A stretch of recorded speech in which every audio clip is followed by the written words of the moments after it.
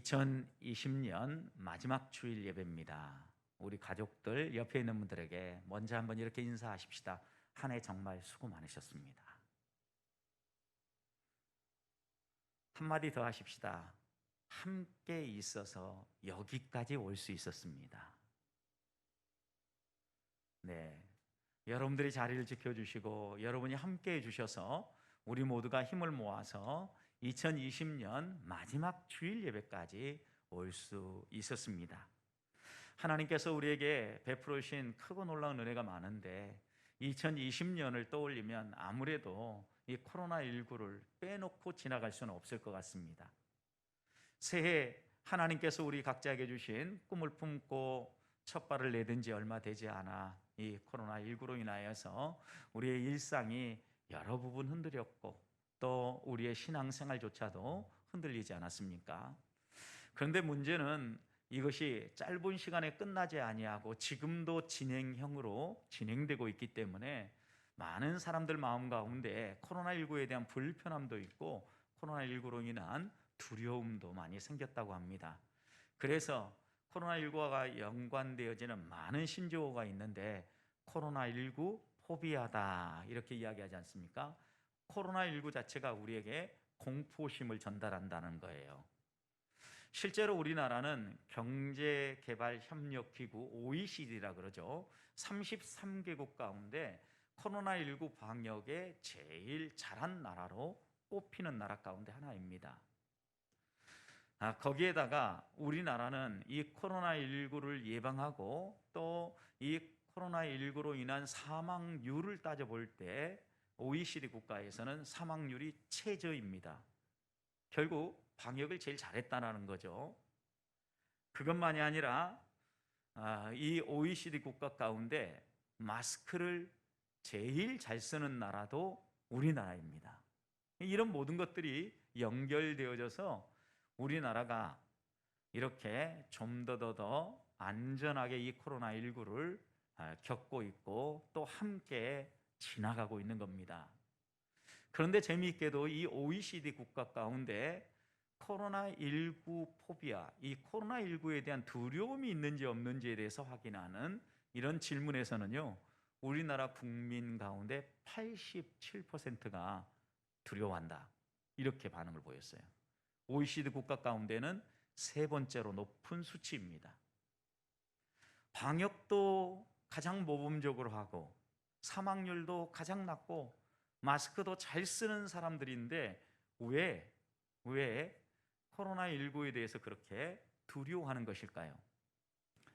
여러 가지 조사에 의하면 우리나라는 코로나19에 확진되어졌을 때 이 확진을 공동체가 함께 품고 풀어가기보다는 이 확진의 책임을 개인에게 묻는 사회구조라는 거예요.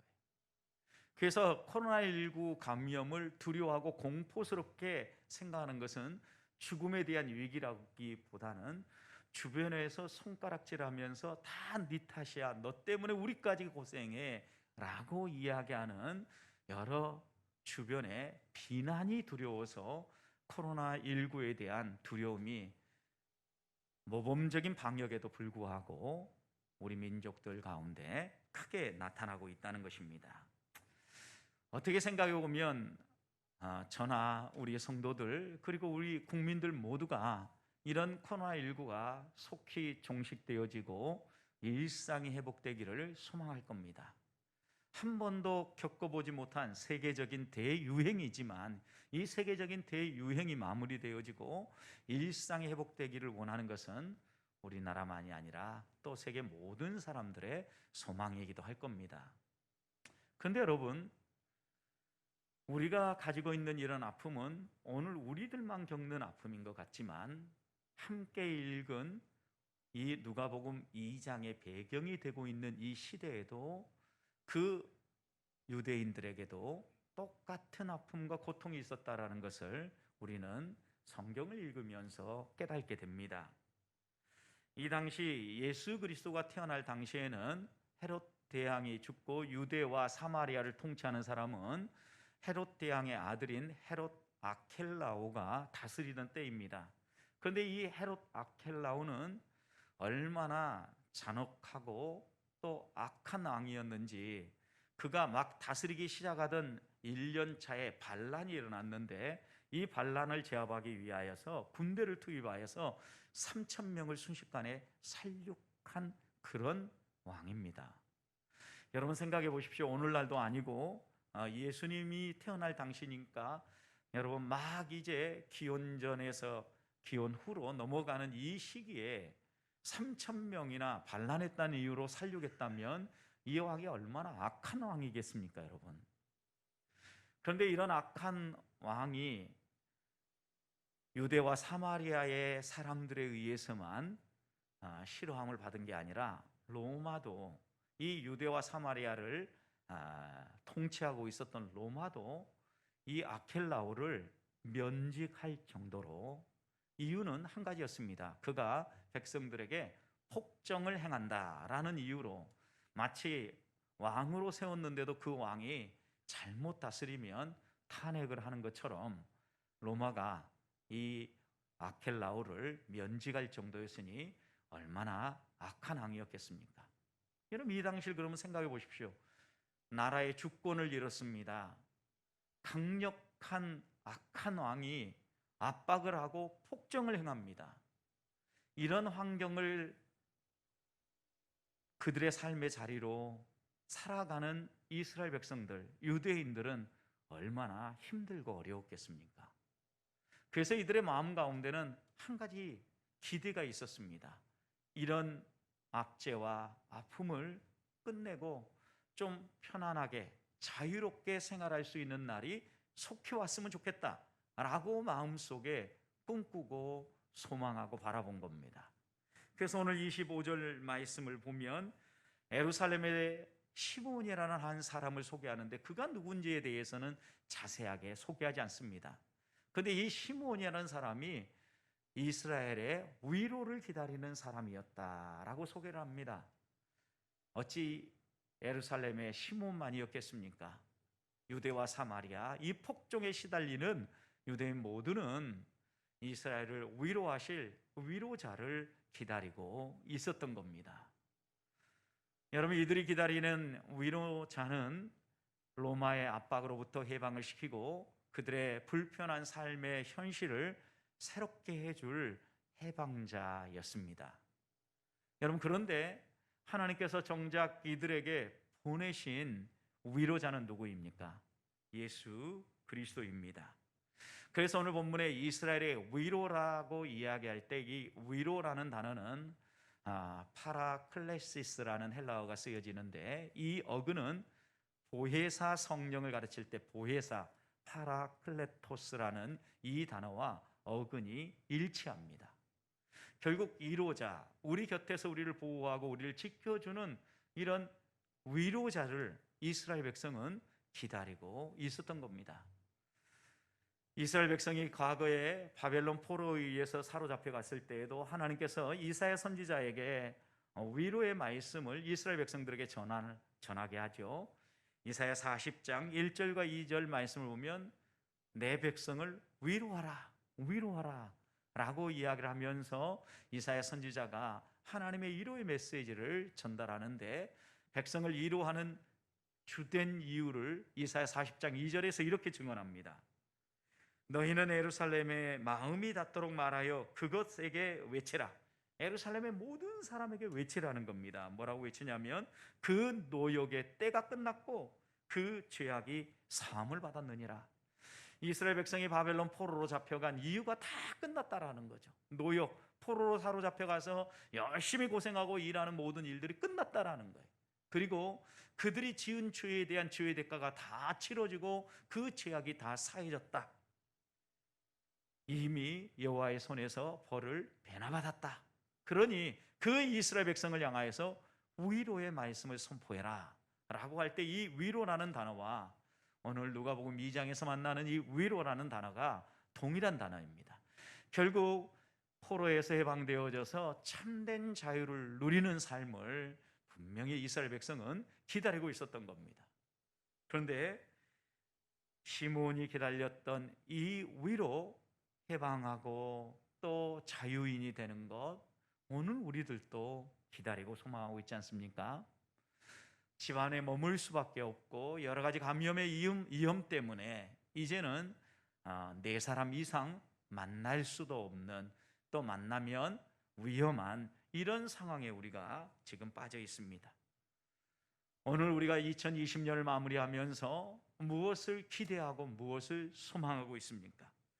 여러 가지 소망들이 있을 수 있지만 마음속에 첫 번째 떠오르는 소망은, 하나님, 이 코로나19가 속히 종식되어지고 온 성도들이 함께 예배당에 모여 예배할 수 있게 해주시고 마음껏 하나님이 우리와 함께 하셨던 일들에 대해서 이야기하며 교제 나눌 수 있고 우리의 부족한 신앙의 정진을 위하여서 훈련받고 달려갈 수 있도록 하나님, 우리 교회를, 이 나라 이 민족을, 세계 열방을 회복시켜 주시옵소서 하는 기도가, 소망이 마음속에 제일 먼저 떠올랐습니다. 저는 우리 모백교회 성도들 함께 2020년 마지막 주일 예배를 드리면서 하나님 앞에 내가 소망하고 내가 기다리는 하나님의 위로는 무엇인가, 하나님이 이 한 해를 마무리할 때 내게 베풀어 주시기 원하는 위로는 무엇인가 돌아보면서 그 위로를 받았던 시몬을 보면서 오늘 우리는 어떻게 하나님께서 주시는 그 위로를 받을 수 있는지 말씀을 통하여 다시 한번 교훈을 얻는 시간이 되기를 소망합니다. 오늘 25절에 보면 예루살렘의 시몬이라는 사람을 소개하면서 이어지는 말씀 33절까지 쭉 읽어보면 그가 위로를 받고 이제 하나님 품에도 안겨도 좋겠습니다 라고 고백하는 이 고백을 보면, 이 시몬은 이스라엘의 위로를 기다리는 사람으로서 하나님의 약속을 받고 또 그 위로를 경험한 사람으로 오늘 성경은 묘사하고 있다는 겁니다. 자, 그렇다고 하면 시몬이 어떻게 이런 하나님의 위로를 경험할 수 있었습니까? 우리도 어떻게 이런 위로를 맛볼 수 있겠습니까? 먼저 25절 말씀을 보면 시몬을 소개하면서 그는 의롭고 경건한 사람이었다라고 소개를 합니다. 우리가 하나님이 약속하신 위로를 맛보기 위해서 첫 번째 우리에게 갖춰야 될 것은 의롭고 경건함입니다. 그런데 이 의롭고 경건함이라는 게 무엇입니까? 의롭다라는 것은 하나님과 우리 사이의 관계가 회복되었다는 의미입니다. 죄 문제가 해결되어지고 하나님을 언제든지 아빠, 아버지라고 부를 수 있는 이런 바른 관계가 형성되었다라는 거죠. 우리의 속 마음을 열어보여도, 우리의 행동 하나하나를 열어보여도 하나님 앞에서 부끄럽지 아니하고 실수하고 넘어진 것들, 십자가의 우리 주님의 은혜에 감사하며 다시 한번 안타까워하며 회개하며 하나님 앞으로 한 발 더 가까이 나아갈 수 있는 이런 관계가 형성된 사람, 이런 사람을 의인, 의로운 사람이라고 이야기를 합니다. 여러분, 하나님과 이런 관계가 회복되어지면요, 생활을 할 때 하나님을 의식하고 살아가게 돼요. 우리는 이런 삶을 경건한 삶이라고 이야기를 합니다. 하나님 앞에서 우리가 하나님과의 관계가 소원하고 친밀하게 유지되지 못하기 때문에 일상생활 가운데 하나님을 의식하지 못해요. 그래서 초기 그리스도인들 가운데 경건하게 살기를 원했던 칼빈주의자들, 그리고 청교도들, 그들은 한결같이 이렇게 고백을 했죠. 우리는 매 순간 하나님 앞에서 살고 있습니다. 우리 코람데오의 정신으로 사십시다. 이런 표현들을 즐겨했죠. 그리고 청교도들 같은 경우 이런 상황이라면 예수 그리스도는 어떻게 말씀하시고 어떻게 행동했을까? 이렇게 계속 질문을 했어요. 이 질문이 무엇입니까? 하나님과의 관계를 의식하고 하나님과 바른 이 관계를 깨뜨리지 아니하고 지속적으로 유지하기 위하여서 살아가는 삶의 모습, 이 삶이 어떤 삶이에요? 경건한 삶이에요. 자, 그렇다면 의롭고 경건하게 살았다는 의미는 무엇이겠습니까? 하나님 앞에서 나를 확인하고 내가 하나님이 쓰실 만한 깨끗한 그릇으로 준비되어지고 하나님의 말씀을 따라 살아가고 있는지 자기를 돌아보는 거예요. 그런 점에서 우리가 하나님의 위로를 받고 하나님의 은혜를 받기 위하여서 시몬이 우리에게 가지라고 하는 첫 번째 자세는 철저하게 하나님의 은혜 안에 나를 맡기고 나를 점검하며 살아가는 삶이에요. 저는 우리 보백교회 성도들이 언제 어디서나 하나님 앞에서 살아간다는 이 의식을 놓치지 아니하고 하나님 앞에서 철저하게 나를 돌아보고 나를 살피며 의롭고 경건하게 살아가는 성도들이 되시기를 주님의 이름으로 축복합니다. 예수 그리스도께서 이 땅에 오셔서 베풀어 주시는 위로를 보십시오. 단순히 육체의 물질적인 위로가 아닙니다. 영적인 해방이고 영적인 위로이지 않습니까? 우리를 얽어매고 있고 우리를 속박하고 우리를 넘어뜨리는 사단의 세력, 사단의 권세를 깨트리는 것이죠. 그래서 예수 그리스도는 이 사단의 권세를 깨트리기 위해서 공생의 초기부터 분명하게 보여주셨습니다. 40일 광야에 들어가서 금식하시고 난 다음에 사단이 그를 넘어뜨리기 위하여 시험하기 위해서 다가왔죠. 그때 예수 그리스도는 보기 좋게 사단의 세력을 꺾지 않으십니까? 이 땅에 이스라엘을 위로할 자, 영적인 위로를 가져오는 자로서 승리의 첫 신호탄을 보여주신 것입니다. 예수 그리스도의 삶을 곳곳에서 우리가 읽어보면 예수 그리스도의 삶 하나하나가 사단의 세력을 꺼뜨리고 하나님 나라, 하나님 백성이 어떻게 살아가는가를 보여주시는 거죠. 병자를 치유하시는 것, 귀신 들린 자를 쫓아내는, 귀신 들린 자에게서 귀신을 쫓아내시는 것, 그리고 하나님 앞에서 자기 일신의 평안함을 위해서 살아가는 자들이 하나님을 의지하고 살아갈 수 있도록 삶의 방향을 새롭게 잡아주는 일들, 하나님 나라를 소개하는 일들, 결국 이 모든 종착역이 십자가 위에서 매달림으로, 그것으로 끝난 것이 아니라 예수 그리스도께서 부활하심으로 죽음의 권세를 이기고 승리하셨다라는 것을 우리에게 선포하시죠. 이렇게 시작된 예수 그리스도의 승리는 사단의 권세를 깨뜨리는 이 귀한 사역은 예수 그리스도의 재림으로 말미암아 완성될 것입니다. 예수 그리스도의 재림으로 말미암아 사단의 권세는 영원한 무저경에 갇힐 것이며 우리는 하나님이 약속하신 영생의 복락을 누리며 참된 평안을 하나님 품 안에서 누리게 될 것입니다. 바로 이런 위로를 우리에게 가져다 주기 위해서 예수님께서 성탄하셨고 우리에게 찾아오셨습니다. 그래서 우리들이 다시 한 번 더 하나님을 바라봐야 합니다. 복음은 압제당한 자, 주저앉아 있는 자, 슬픔 가운데 있는 자, 고난 가운데 있는 자를 외면하지 않습니다. 눈물을 닦아주고 영적인 해방을 반드시 가져옵니다. 하나님 앞에서 의롭고 경건하게 자기를 점검하며 하나님과 바른 관계를 맺으며 살아가는 사람들은 하나님께서 끝까지 책임져 주시고 위로해 주신다는 약속의 말씀을 놓치지 마십시다. 사랑하는 성도 여러분, 시몬이 이스라엘 위로를 기다렸던 것처럼 성도는 하나님이 행하실 일들을 기다리며 살아가는 사람입니다. 하나님과 바른 관계를 맺고 하나님 앞에서 철저하게 나를 관리하며 하나님의 은혜, 곧 우리를 향한 위로를 기다리며 이 한 해를 마무리하고 또다시 2021년을 여는 소망의 성도들이 되시기를 주님의 이름으로 축원드립니다. 두 번째, 시므온은 오늘 25절 말씀 마지막 부분을 보면 성령의 사람이었습니다. 성령이 그 위에 계시더라 라고 묘사하지 않습니까?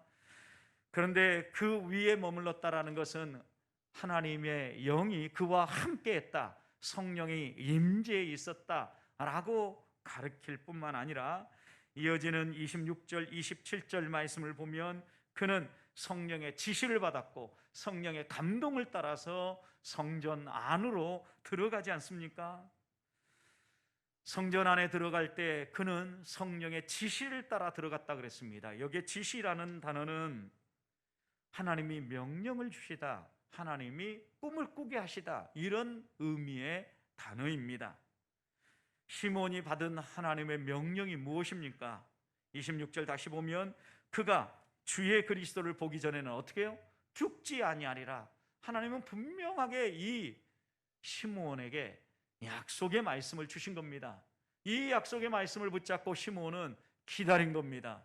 그리고 성령이 지시하는 대로, 성령이 이끄는 대로 따라 살아갔어요.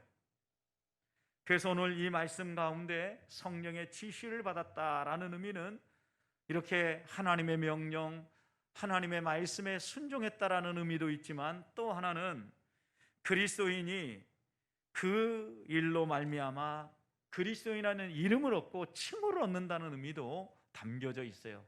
다른 말로 표현하면 그리스도인이 성령의 지시를 받아서 성령의 사람으로 살아갈 때 그 사람이 진짜 그리스도인이라고 인정받을 수 있고 칭호를 얻을 수 있다는 이야기입니다. 그런 점에서 그리스도인이라고 할 때 그 사람은 그리스도의 영이 머무는 사람입니다. 바울도 로마서 8장에서 그리스도의 영이 없으면 그리스도의 사람이 아니라고 그랬습니다. 그런 점에서 우리 성도들은 이스라엘의 위로를 기다릴 때, 하나님이 우리를 위해 행하시는 위로를 기다릴 때 꼭 점검해야 될 것은 내가 성령의 사람으로 살아가고 있는가입니다. 성령의 사람으로 살아갈 때 꼭 기억해야 될 것은 성령의 감동과 지시를 따라서 내 안에 성령이 계시다는 것 기억하고, 그 성령이 내게 말씀하실 때 그 말씀을 따라 살아가는 겁니다. 때때로 모르는 길을 갈 때, 그리고 또 약속된 시간에 목적지에 도달하고자 열심히 갈 때 우리의 길을 안내해주는 내비게이션을 따라가지요. 그런데 공교롭게도 마음이 급할 때 꼭 더 밀릴 때가 있죠. 그런데 여러 갈래의 길이 있다 보면 내비게이션은 최적의 길로, 그리고 시간을 절약할 수 있는 길로 이렇게 안내해 주지 않습니까? 근데 우리의 경험상은 예전에 이 길로 가면 더 빨리 갔는데, 이 길도 있는데 왜 이 길은 뻥 뚫렸는데 차들이 이 길로 안 가고 내비게이션은 왜 이 길로 가라고 하는 거야? 라고 이런 생각이 들면 어떤 선택을 하게 됩니까? 더 뻥 뚫려 있는 길로 우리는 선택을 해서 갑니다. 그런데 얼마 가지 못해서 어떤 일이 벌어집니까?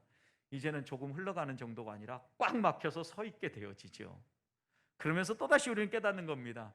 야, 위에서 이성이 보고 안내를 해주는 이 내비게이션이 정확하게 안내할 텐데 우리는 어리석게도 당장 눈앞에 보이는 뻥 뚫린 그 길 보면서 따라왔구나, 이렇게 생각하지 않습니까?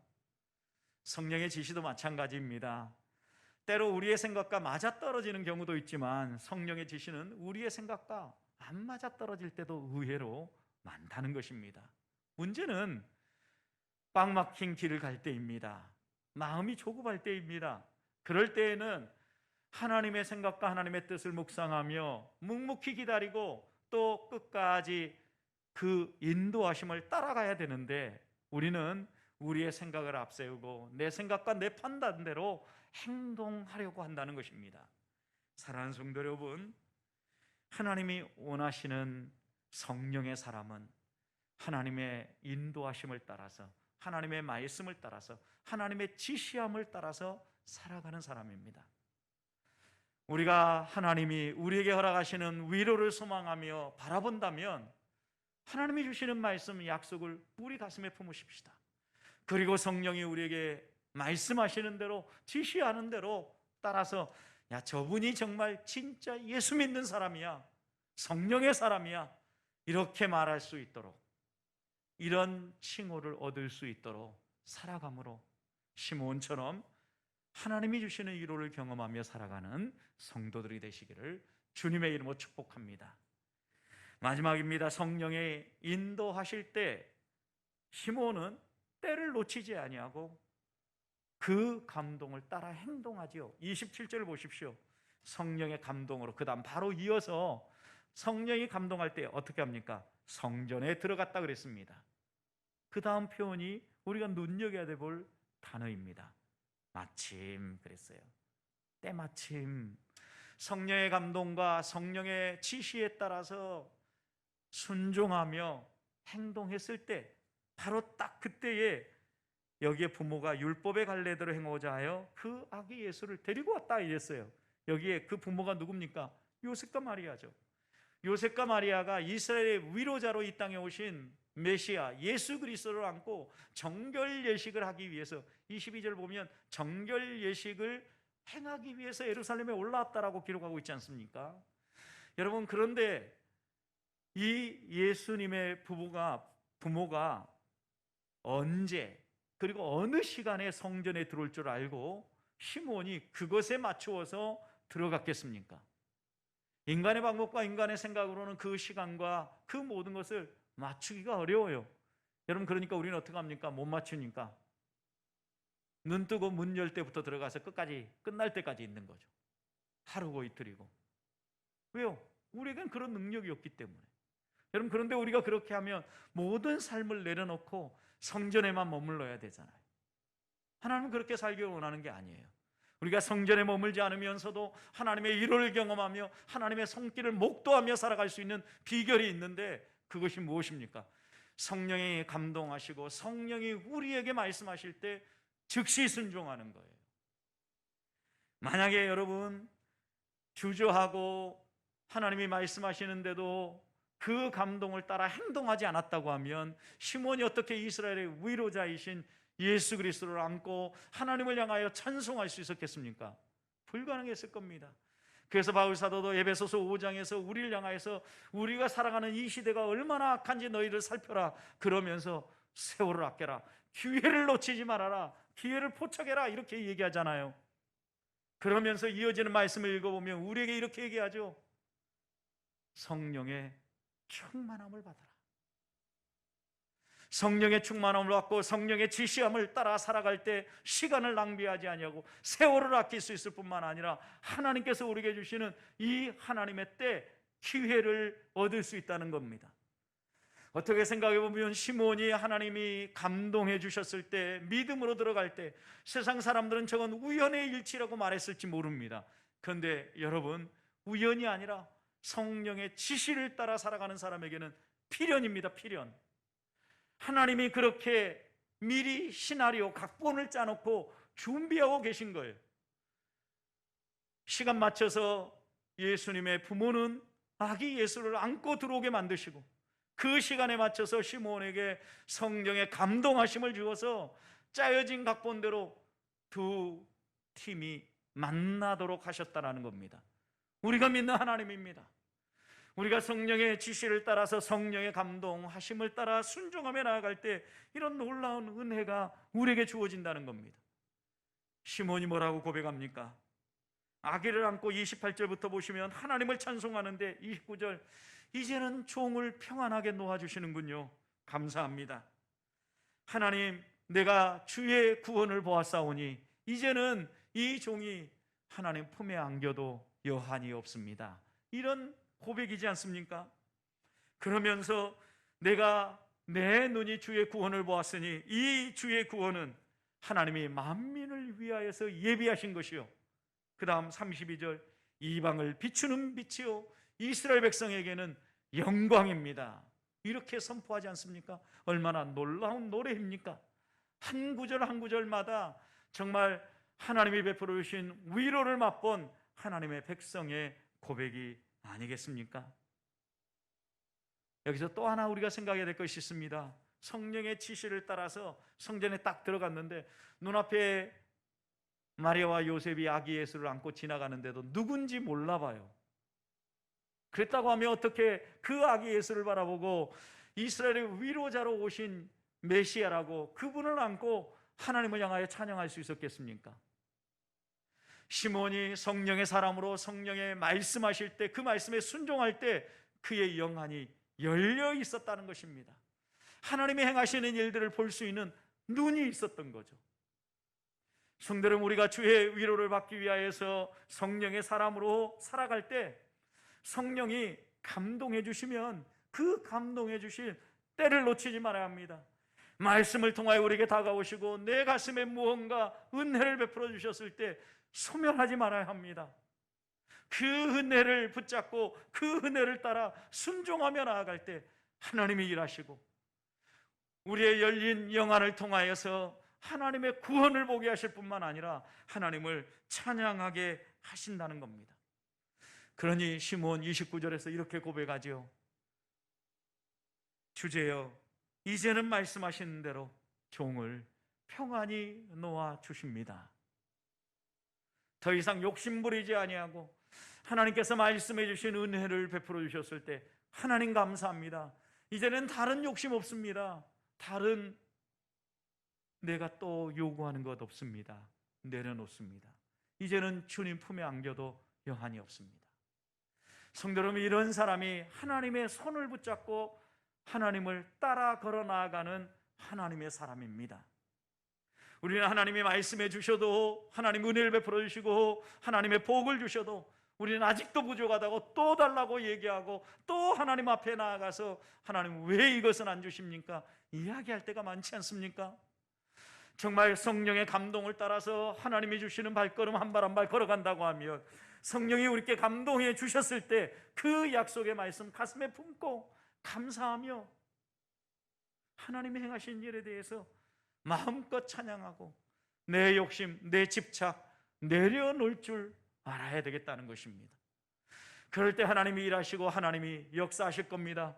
우리의 가정, 우리의 자녀, 우리가 소망하는 보배 교회, 하나님이 책임져 주실 것입니다. 이 약속 신뢰하십시다. 그리고 하나님 앞에 이 2020년 마지막 주일 예배를 드리면서 하나님, 내가 바라는 위로, 내가 바라는 소망, 그게 무엇입니까? 바라기는 하나님께서 위로 주기를 원하는데, 하나님 앞에서 의롭고 경건하게 철저하게 하나님과의 관계, 내 관리 행해가면서 성령의 사람으로, 성령이 감동할 때 그 감동 소멸하지 아니하고 즉시 순종하며 하나님이 펼쳐주시는 일들, 영안을 열어 바라봄으로 하나님을 찬양하고 하나님을 영화롭게 하며 살게 해 주시옵소서. 이렇게 기도하며 2020년을 마무리하고 2021년을 여는 우리 보배교회 성도들이 되시기를, 그래서 하나님께서 우리 성도들에게 약속하신 은혜의 복만 풍성하게 내려주시기를 주님의 이름으로 축복합니다.